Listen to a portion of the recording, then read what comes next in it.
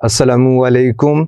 आज हमने coordination and control में से एक टॉपिक जो पाकिस्तान मेडिकल कमीशन ने एमडी कैट के लिए स्पेसिफाई किया है उस पे बात करेंगे। और टॉपिक है सेंट्रल नर्वस सिस्टम यानी और उसके जो कंपोनेंट्स हैं ब्रेन और स्पाइनल कॉर्ड, उस पर बात करेंगे। तो प्यारे बच्चों, आज हमने जिस टॉपिक पे बात करनी वो क्या है, हम कहते सेंट्रल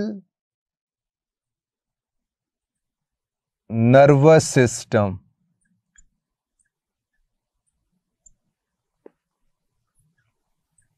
और आप इसको सिंपली बोल देंगे क्या, यानी CNS, सेंट्रल नर्वस सिस्टम।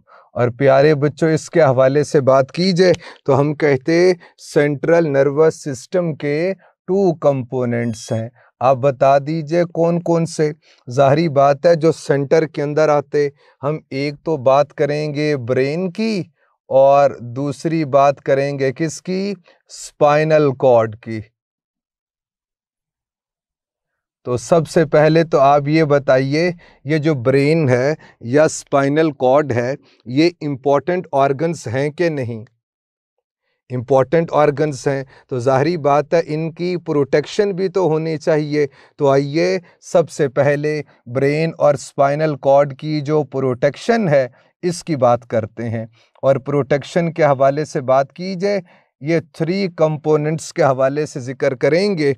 एक कंपोनेंट प्यारे बच्चों ये है, दूसरा फिर इस यहाँ पर बात करेंगे, और तीसरी कंपोनेंट ये। आप देख लीजिए, हम कहते ब्रेन और स्पाइनल कॉर्ड के अराउंड में कुछ मेनिंजेस होती हैं, बोलिए तो कुछ मेम्ब्रेन्स हैं, कुछ कवरिंग होती हैं, और उन कवरिंग्स को हम मेनिंजेस कहते। याद रखिए, मेनिंजेस का मतलब ही क्या, कवरिंग को कहते हैं, मेम्ब्रेन को कहते हैं। और इन मेनिंजेस के हवाले से बात कीजिए, वो जो 3 मेम्ब्रेन्स हैं, वो जो 3 कवरिंग्स हैं, उनमें से कौन कौन सी इसमें शामिल, हम 3 तरह का जिक्र करते। एक को प्यारे बच्चों कहते क्या, ड्यूरा मैटर। फिर हम जिक्र करेंगे अरेक्नॉइड मैटर, और लास्ट में हम बात करेंगे पिया मैटर। अब प्यारे बच्चों, सबसे पहले तो याद रखिए कि ड्यूरा मैटर को ड्यूरा मैटर क्यों कहते। याद रखिए, ड्यूरा की एटमोलॉजी हार्ड है, टफ को बोलते हैं, चूँकि बहुत थिक टफ होती है इसीलिए ड्यूरा कहते। और मैटर की वैसे एटमोलॉजी मदर है, यानी एटमोलॉजी मतलब यही है कि हार्ड मदर या टफ मदर। जैसे कुछ सख्त वालिदैन होते हैं जो अपने बच्चों को गर्मी सर्दी से बचा रहे होते हैं, यानी प्रोटेक्ट कर रहे होते, इसी तरह से ये भी टफ मदर के तौर पे एक्ट करती हैं, यानी ये outer hard tough thick layer होती है और ये बिल्कुल क्रेनियम के नीचे होती है। यानी अगर आप बाहर की तरफ से आइए तो ब्रेन के जो आउटर मोस्ट कह लीजिए मेम्ब्रेन्स में से सबसे बाहर की जानिब कौन सी मिलेगी, ड्यूरा मैटर। ये बहुत टफ होती है और ब्रेन को प्रोटेक्ट करती है। फिर जो मिडल लेयर है वो अरेक्नॉइड मैटर है। अरेक्नॉइड क्यों कहते, और भी तो बहुत सारे नाम थे, XYZ कुछ और भी कह सकते थे, लेकिन याद रखिए अरेक्नॉइड, अरेक्ना स्पाइडर को कहते, ऑइड लाइक को कहते। तो स्पाइडर लाइक यानी इसकी कोई वेब लाइक अपीयरेंस होती है, जाल की तरह की अपीयरेंस होती है, इसीलिए अरेक्नॉइड मैटर कहते। अब पिया मैटर की बात कीजिए तो याद रखिए पिया थिन को कहते, पतली को कहते, मैटर मदर को, यानी थिन मदर। बेहतर ये है आप बोल दीजिए काइंड मदर, चूँकि ये थिन लेयर होती है और ये बिल्कुल नर्व टिश्यू के साथ में होती है। तो प्यारे बच्चों, इसे क्या कहते, पिया मैटर। चूँकि थिन होती है, पिया कहते थिन को, काइंड को कहते, टेंडर को कहते। तो प्यारे बच्चों, आउटर मोस्ट मेम्ब्रेन मेनिंजेस में से dura mater, middle arachnoid matter, और इनर मोस्ट की बात की जाए तो पिया मैटर होती है। अब अरेक्नॉइड मैटर और पिया मैटर के बीच में एक फ्लूइड होता है, उस फ्लूइड को क्या कहते? हम कहते ये आपको ब्रेन के अंदर भी मिलेगा, स्पाइनल कॉर्ड के अंदर भी मिलेगा, इसीलिए तो नाम रखा सेरिब्रो स्पाइनल फ्लूइड। यानी एक ऐसा फ्लूइड है जो ब्रेन और स्पाइनल कॉर्ड के बीच में है। ब्रेन के अंदर जो कैविटीज होती हैं, ब्रेन भी होलो होता है, स्पाइनल कॉर्ड भी होलो है, खाली होती हैं अंदर से। और ब्रेन के अंदर वो जो होलोनेस है या वो जो कैविटीज हैं, उनके हवाले से बात की जाए तो ब्रेन के अंदर जो कैविटीज हैं वो 4 हैं और उन्हें वेंट्रिकल्स कहते। याद रखिए, वेंट्रिकल की एटमोलॉजी एब्डोमेन है, तो हम कहते पेट की तरह, एब्डोमेन की तरह की कैविटीज हैं, तो इसीलिए प्यारे बच्चों बोल दीजिए क्या? वेंट्रिकल्स। और स्पाइनल कॉर्ड के सेंटर में जो कैविटी है उसे सेंट्रल कैनाल बोलते हैं। तो प्यारे बच्चों, ब्रेन के अंदर और स्पाइनल कॉर्ड के अंदर एक फ्लूइड फ्लो करता है, उसे सेरिब्रो स्पाइनल फ्लूइड कहते। सेरिब्रो ब्रेन को कहते, चूंकि ब्रेन के अंदर भी है, स्पाइनल कॉर्ड के अंदर भी है, इसीलिए इसे सेरिब्रो स्पाइनल फ्लूइड कहते। और इसकी chemical composition is just like blood plasma. जैसे ब्लड प्लाज्मा होता वैसे ही इसकी केमिकल कंपोजिशन। ब्लड प्लाज्मा की पीएच आपको मालूम कितनी?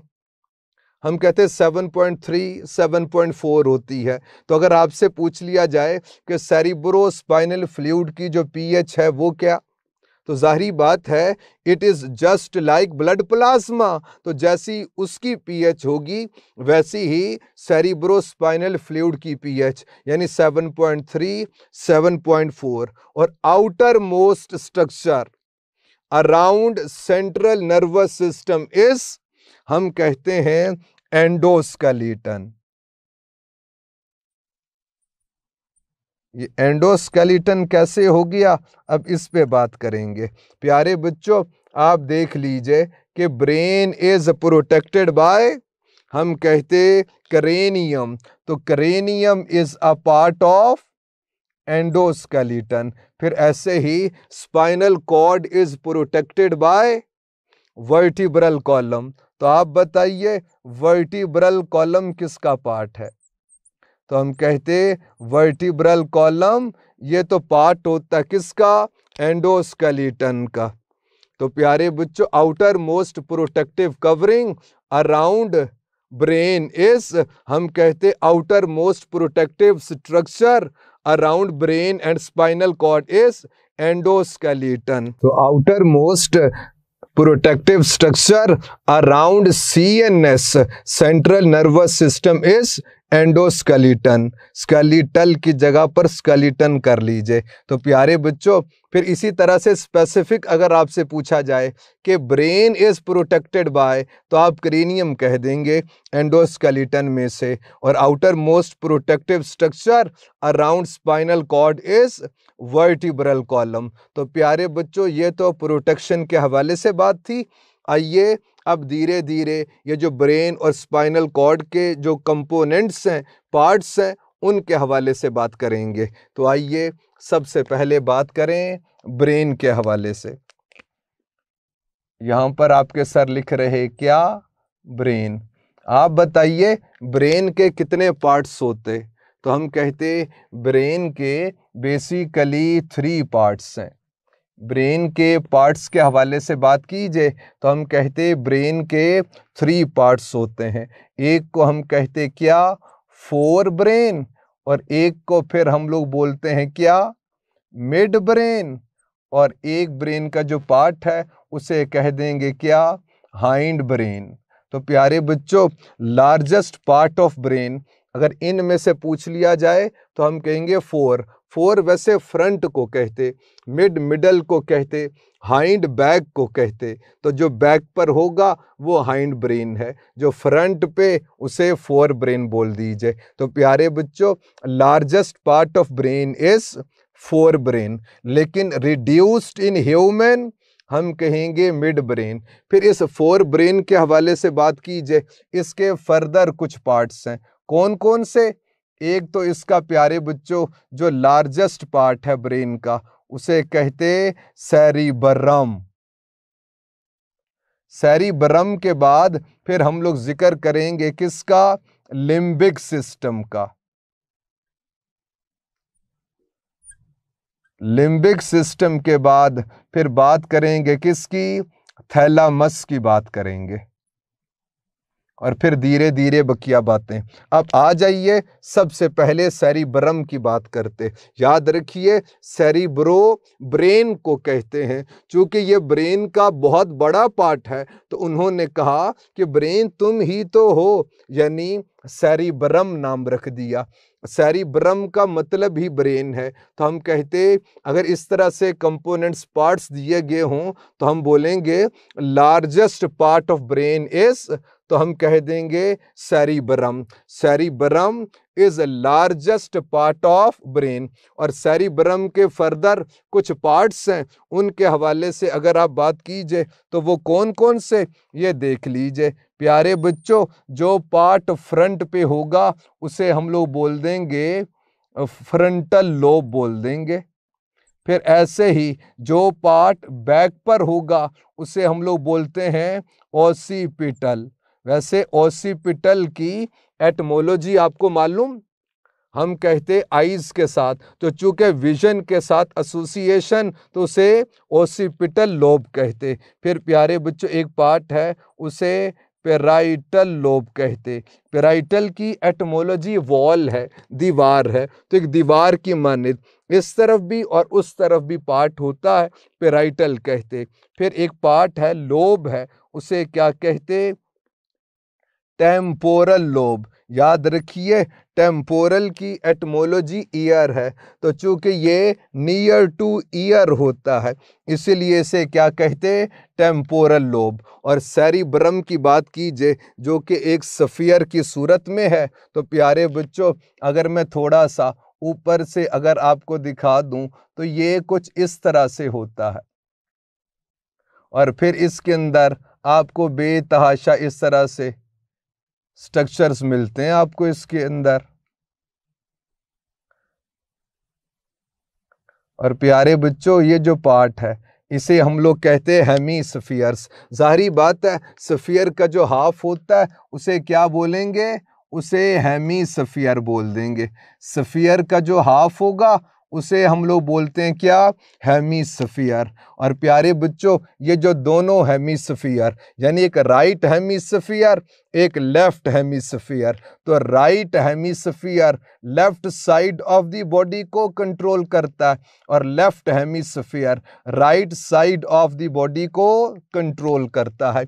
और इन दोनों हेमीस्फीयर्स के बीच में ये जो लिंकिंग स्ट्रक्चर है, इसमें बिलियंस ऑफ न्यूरॉन्स होते हैं। लेकिन प्यारे बच्चों, इन हेमीस्फीयर्स की जो एसोसिएशन है और इनका जो आपस में लिंकेज है, वो किसके थ्रू होता है? हम कहते हैं वो एक्सोन्स के थ्रू होता है इन दोनों के बीच में। और ये जो सेंटर में आपको बॉडी दिखाई दे रही, इसे हम लोग बोलते हैं क्या?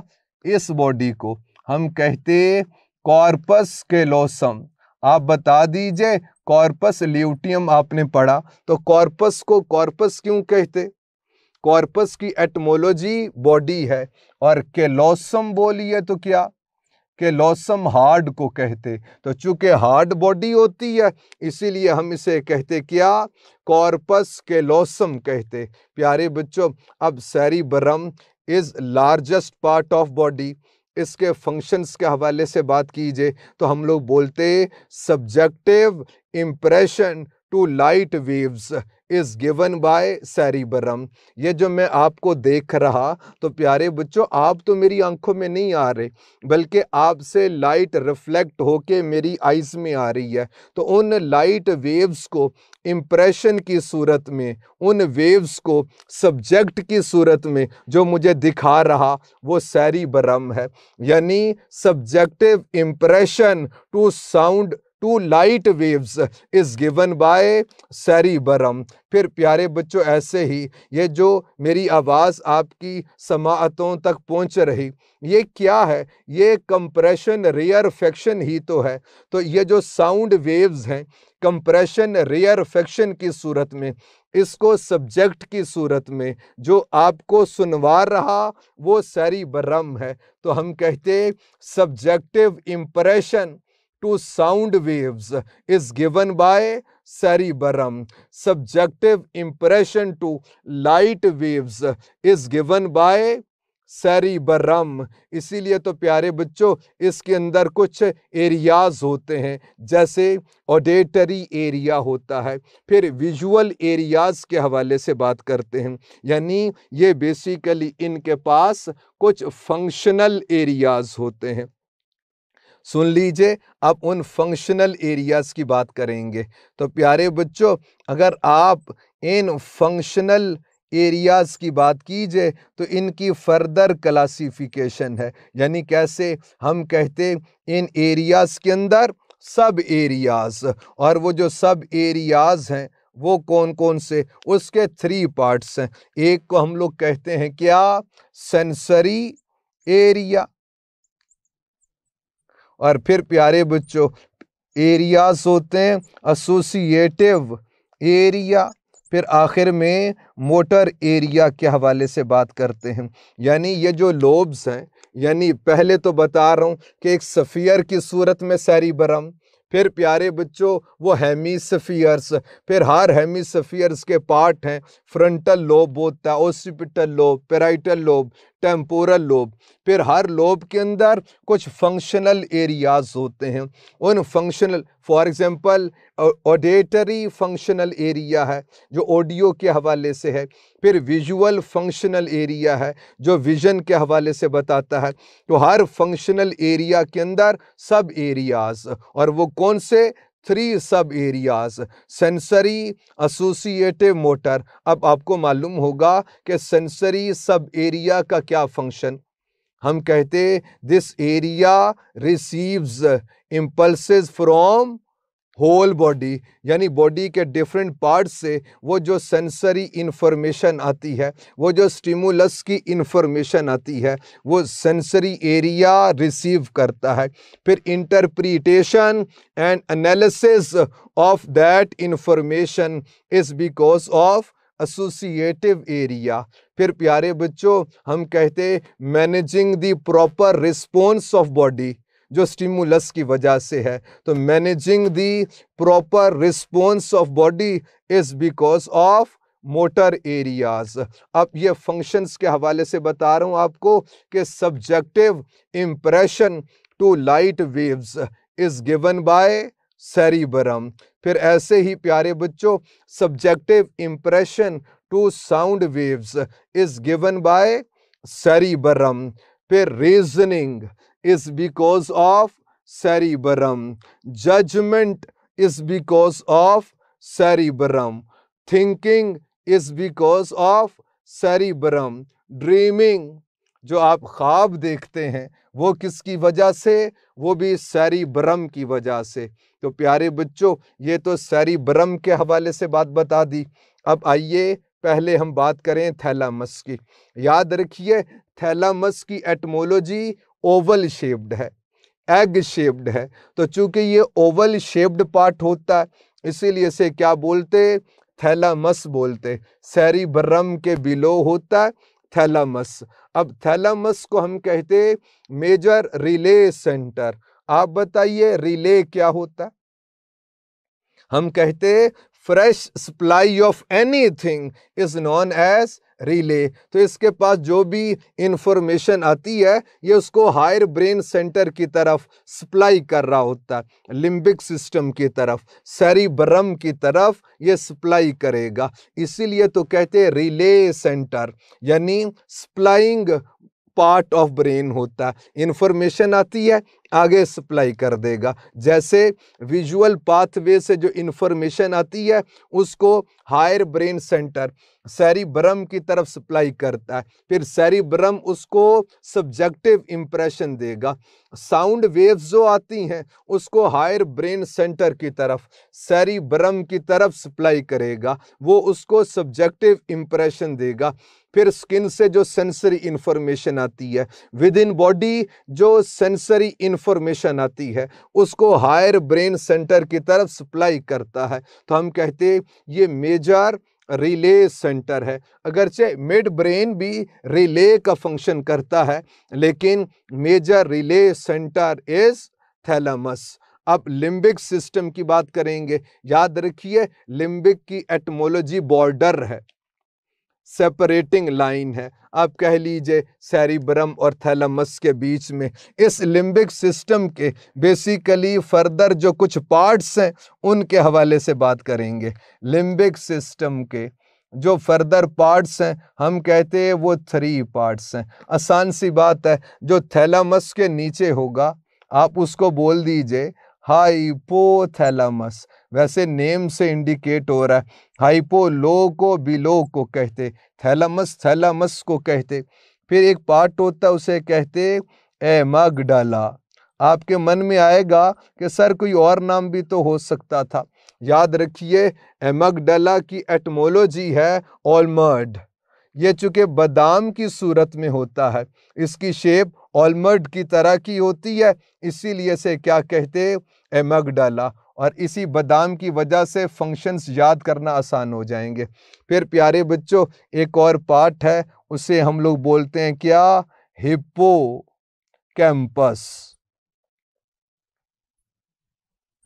अब आइए बारी बारी बात करते।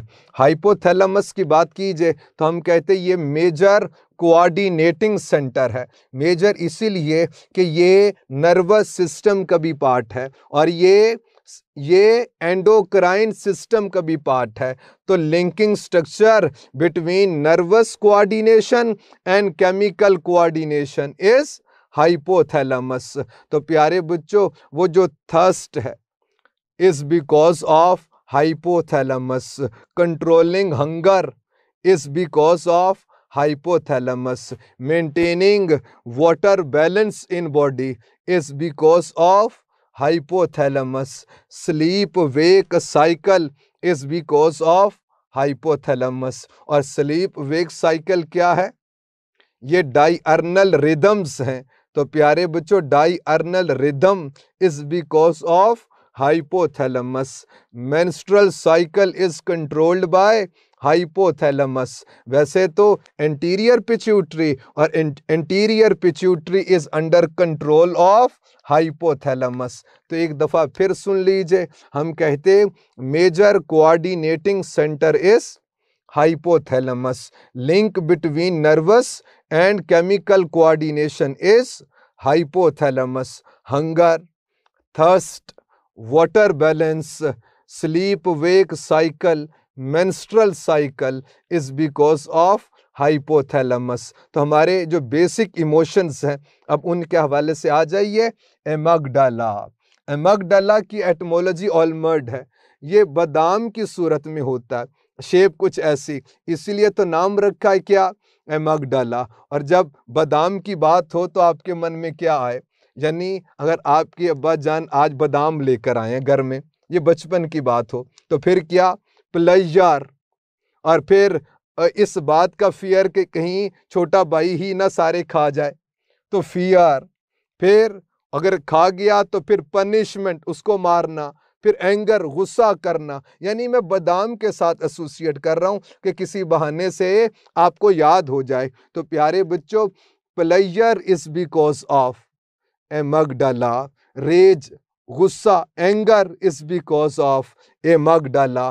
फिर ऐसे ही अगर आपसे पूछ लिया जाए ट्रंक्वालिटी यानी peaceful state is because of amygdala. Sexual arousal is associated with amygdala. Love is associated with amygdala.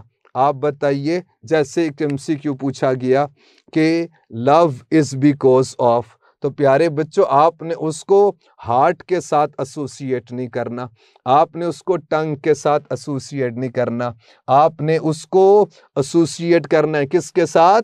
क्योंकि ये जो बेसिक इमोशंस हैं इनकी एसोसिएशन ब्रेन के साथ है। ये एमसीक्यू पूछा गया, अगरचे उसमें एमग डला तो ना था लेकिन ऑप्शन में ब्रेन था, तो वो ब्रेन आंसर होगा, हार्ट आंसर नहीं होगा। हार्ट बेचारा ये तो बच्चा है जी, यानी इसका काम क्या है? इसका काम तो ब्लड को पंप करना है। अब आ जाइए हिप्पोकैम्पस की बात करते।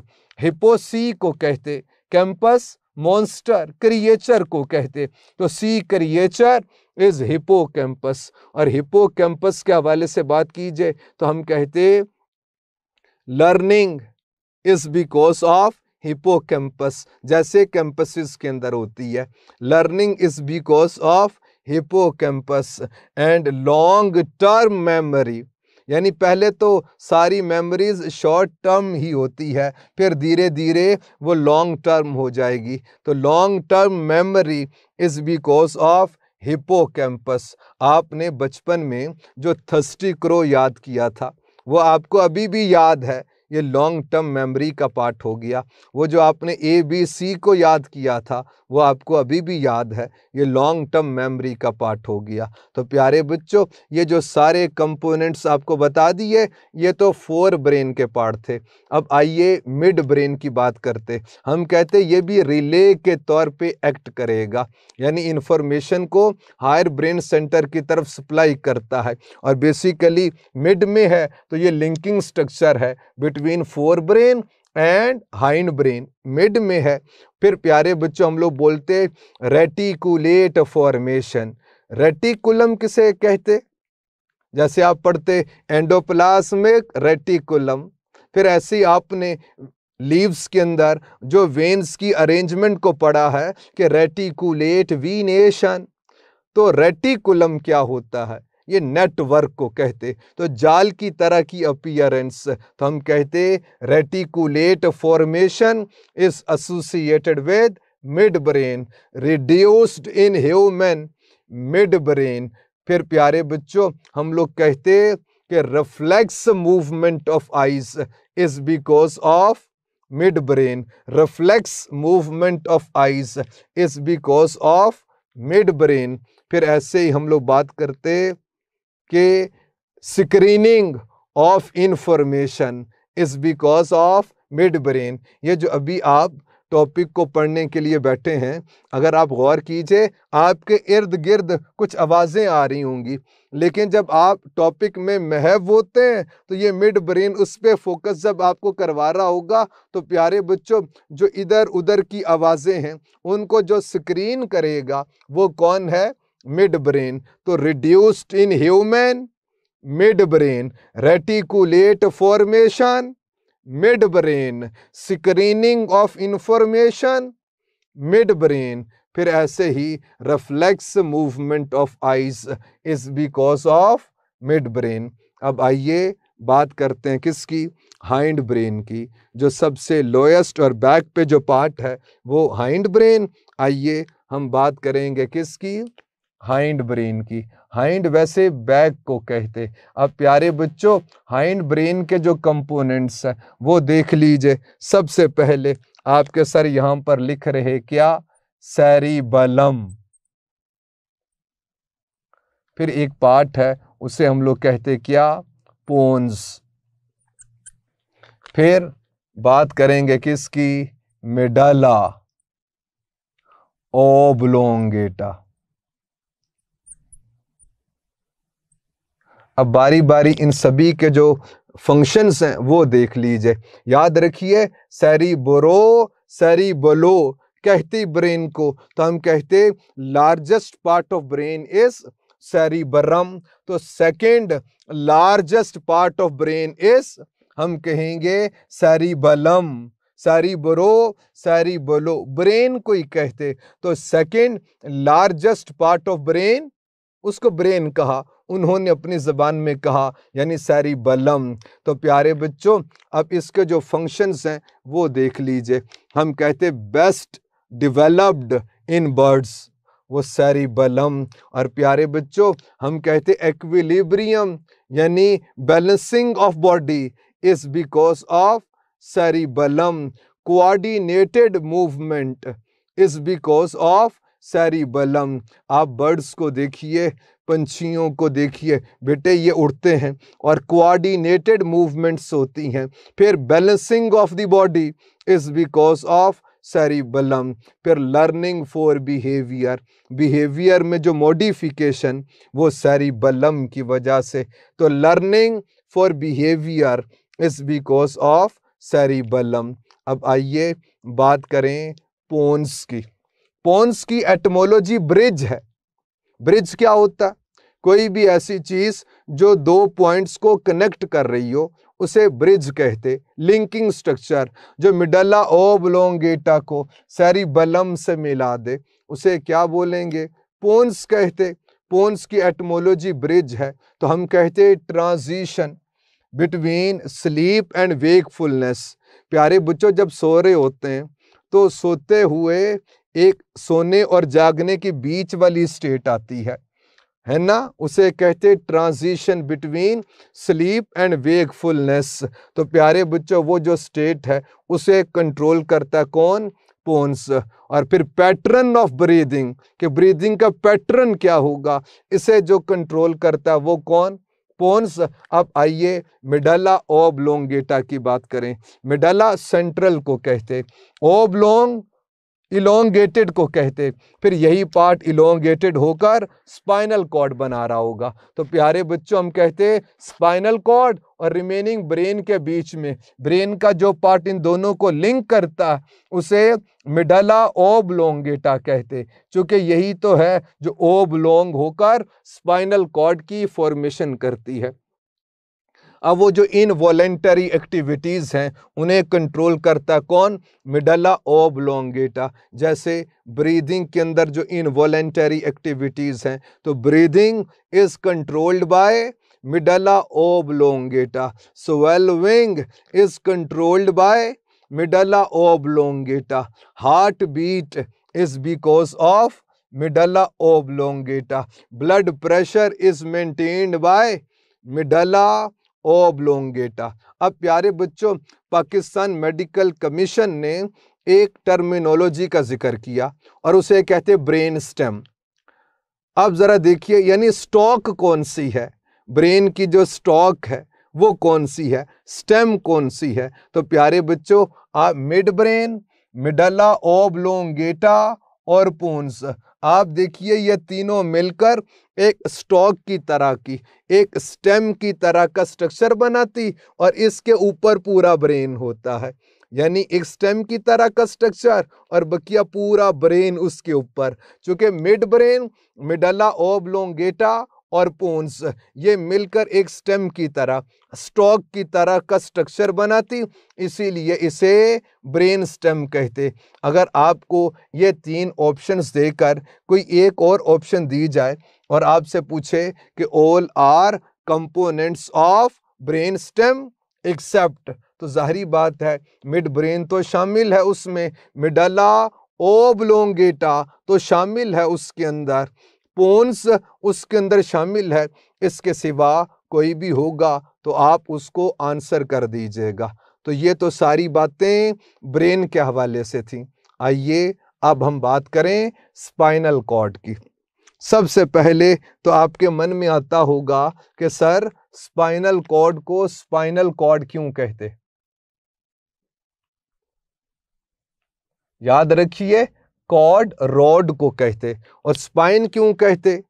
चूंकि इसमें से ऐसे महसूस होता है कि स्पाइक्स, कांटे निकल रहे, तो चूंकि एक रॉड लाइक स्ट्रक्चर है और महसूस यूं होता है इसमें से स्पाइक्स निकल रहे, कांटे निकल रहे, तो इसलिए इसे कहते क्या? Spinal cord. प्यारे बच्चों स्पाइनल कॉर्ड का फंक्शन क्या है? पहली बात तो ये है आपके ब्रेन और बकिया बॉडी के बीच में वो जो लिंक कर रहा वो कौन है? Spinal cord. यानी पूरी बॉडी से जो इन्फॉर्मेशन स्पाइनल को ब्रेन की तरफ आ रही वो स्पाइनल कॉर्ड के थ्रू है। ये पाथवे के तौर पे एक्ट करता है, यानी और ब्रेन से कुछ इन्फॉर्मेशन जो बॉडी की तरफ जा रही वो स्पाइनल कॉर्ड के थ्रू। तो यानी पूरी बॉडी को जो आपके ब्रेन से लिंक करता है वो कौन है? वो स्पाइनल कॉर्ड है। और बेसिकली ये मिडल्ला ओब्लोंगेटा ओब्लोंग होकर इलोंगेटेड होकर ये बना रहा क्या?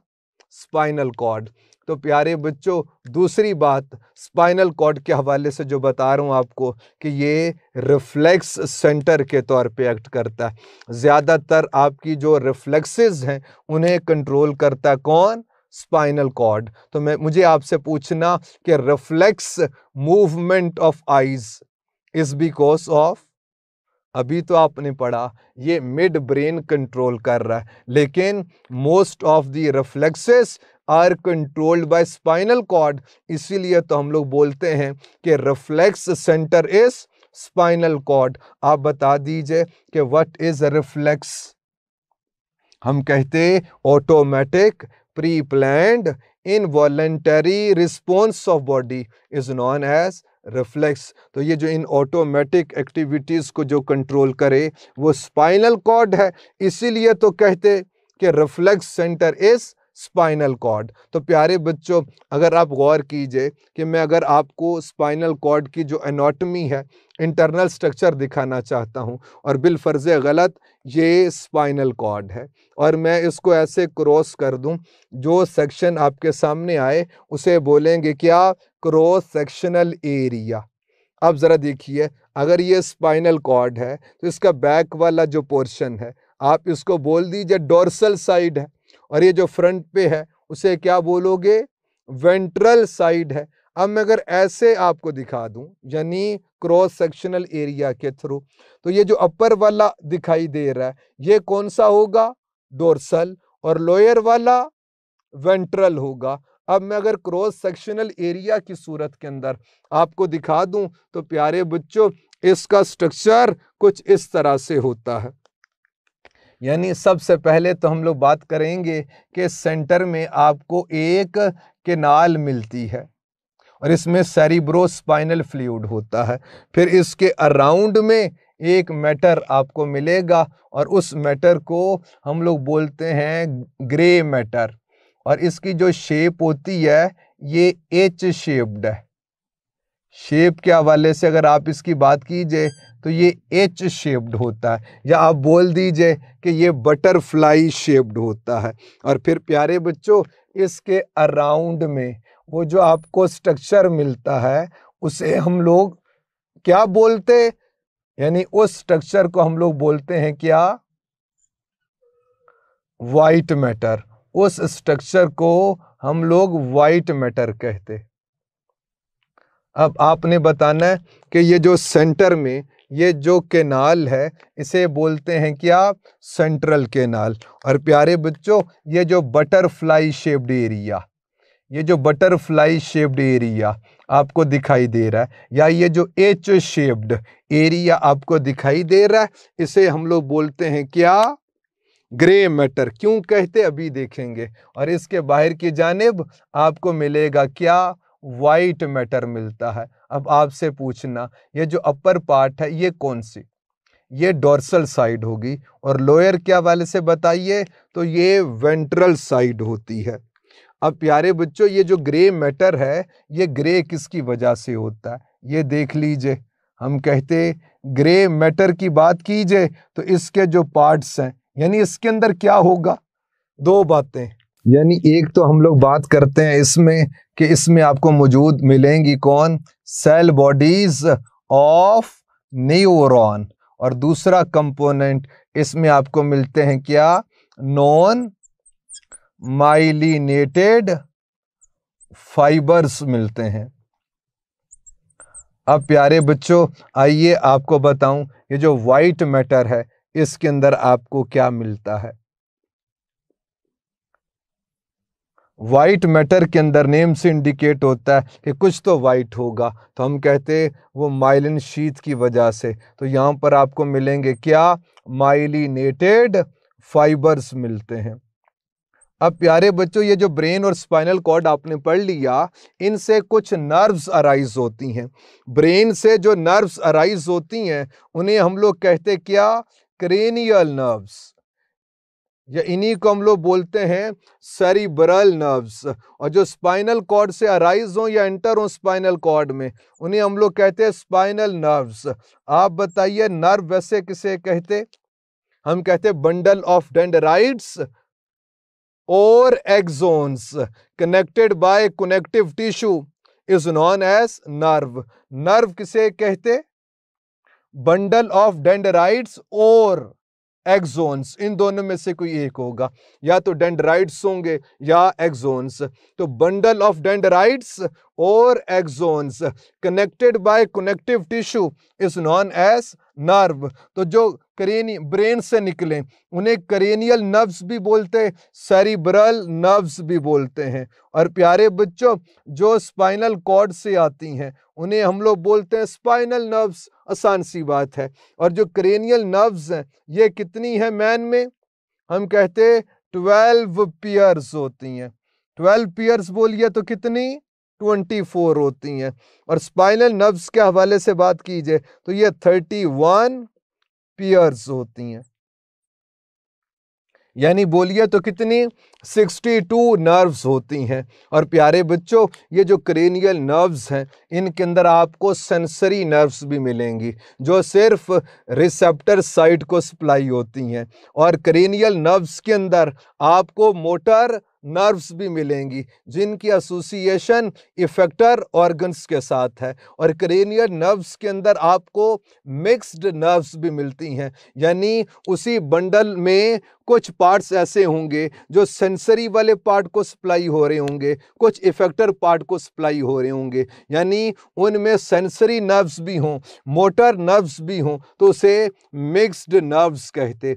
तो क्रेनियल नर्व्स के अंदर कुछ प्योरली सेंसरी नर्व्स हैं, कुछ प्योरली मोटर नर्व्स हैं, और कुछ ऐसी हैं जो मिक्स्ड हैं। लेकिन एमसीक्यू ये है कि all spinal nerves are mixed nerves, all spinal nerves are mixed nerves. इसे पढ़ लीजिएगा, कोई बात ना समझ आए पूछ लीजिएगा। अस्सलामु अलैकुम, अल्लाह हाफिज़।